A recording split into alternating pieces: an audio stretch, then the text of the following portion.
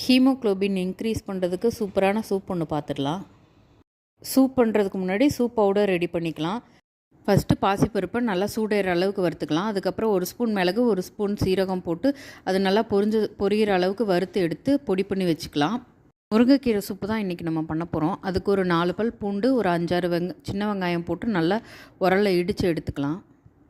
குக்கரில் 1 ஸ்பூன் எண்ணெய் விட்டு நம்ம இடித்து வச்சுருந்த வெள்ளைப்பூடு, வெங்காயம் எல்லாம் போட்டு நல்லா வதக்கிக்கலாம்.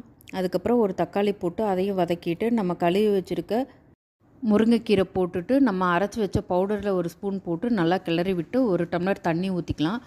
சூப் பவுடர் பத்தலை, அதனால் நான் 200 ஸ்பூன் போட்டுக்கிறேன். 2 ஸ்பூன் போட்டால் கரெக்டாக இருக்கும். கீரை வெந்ததுக்கப்புறம் இப்படி தான் இருக்கும். இதை வடித்து எடுத்துக்கலாம். வாரத்தில் 2 நாள் முருங்கைக்கீரை சூப் குடித்தா உடம்புக்கு ரொம்ப நல்லது. ஹீமோகுளோபின் நல்லா இன்க்ரீஸ் ஆகும். கொத்தமல்லி இலை போட்டு சர்வ் பண்ணிடலாம். மிளகுத்தூள் போட தேவையில்லை. சூப்பரான சூப் ரெடி.